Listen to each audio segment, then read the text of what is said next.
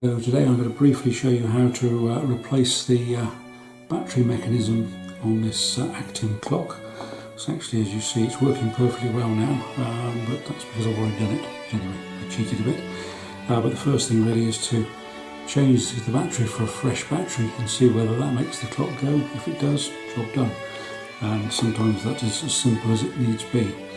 But with this particular clock, when you look at the back, you have on this side here there's a longer lug, clear plastic lug, and on here and here there's nothing sticking out. You can just see a little indent into the hopefully maybe a little indent there into the plastic. So what you've got to do is to remember where the longer lug is. So as we turn this over, it's actually in the 9 o'clock position. So basically that's the 9 o'clock position where the longer lug is there. So then you've got to just use a flat bladed screwdriver gently, or I found this bevel gauge in my toolkit which was thinner and a bit broader, and you've just got to ease then this plastic out. You've got to get these are just only held in by the tiniest bit of plastic, so you just get your screwdriver, or in this case the bevel gauge, and just ease those out. And once those are free, come back here a bit easier. Once those are free, then you can just gradually ease up this side of the plastic. So gradually you should then get that up to a stage where you can pull it out with your hands. So just pull that out with your hands. Just means you ease it a little bit more up with your bevel gauge or your screwdriver. Try not to scratch the front of the clear plastic. So just pull that out. So it'll come off nice and easily. And then the beauty of that is then we can access the hands.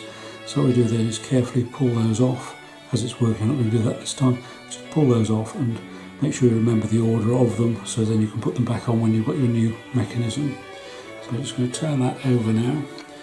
And with this particular clock, it's held in by 2 plastic lugs. So all you do is just ease those back just very gently. Don't break them, just very gently. And then you can, having taken the hands off, you can then should be able to just pull that out and just gently around pull it out. But the key to it is to remember, once you've taken that out, that's the time to buy your replacement mechanism, because there are lots and lots of different mechanisms. So you do need to make sure you get the right one, because I bought this one incorrectly to begin with.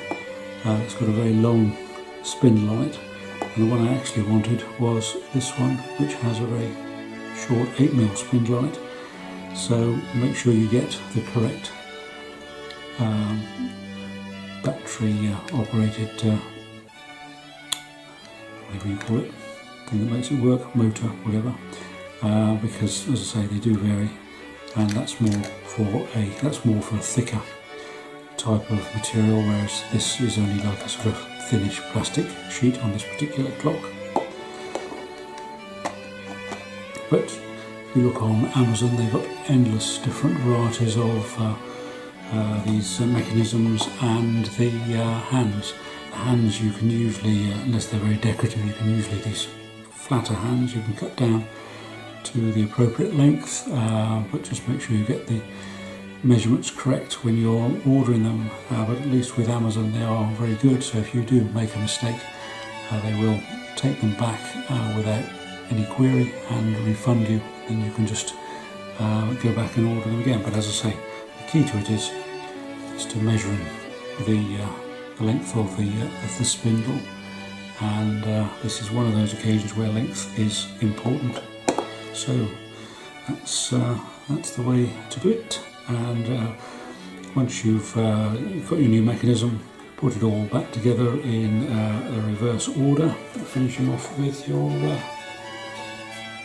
nice clear lid. putting the little lug in at the 9 o'clock position again into the bigger hole that goes in there, and this is just a compression fit. And just push that down, down, down, down, down, and then you just wait for the click,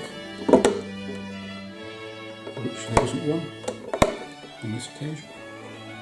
There was when I did it earlier. Anyway, so that's a compressed fit. The main thing is when you fit the hands is to put them all in the 12 o'clock position and make sure they all run freely over each other and they're not going to be compressed and stop working by this plastic, because that means you've probably got too long a spindle. But if you check the spindle first before you order, then you should be good. So that seems to be working quite freely now. And when you want to change your clock from having, as I say, all the hands initially in the 12 o'clock position, if you just go onto the back of the clock and you just adjust them accordingly with a little wheel there, which you're probably more than familiar with. Also make sure you put the clock in the right way around, clock battery in the right way around. If you found this at all useful, please do give it the mucky old builder's thumbs up, and do subscribe, and then I can continue to update you with other projects that I'll be involved with, which are many, they're all very, very different. So hope you found this a little bit helpful, but hopefully it just points out the pitfalls. A lot of the clocks are very different in the way that they're put together. Some are held together with a long shaft like that, with a little washer and nut on the end to, as we see that, to hold it to the mechanism. But on this particular clock, the two little white lugs you saw on the back are the bits that hold the mechanism in position, so there's no need for that nut and whatever arrangement. Anyway, enjoy. So thank you for continuing to support my channel. I think there's now 390,000 or so views, and we've been able to help Acorns Childrens Hospice Worcester and Mind. We're now up to about £1,200 since we started this little channel, so that's great. So thanks for your continued support, which is much appreciated.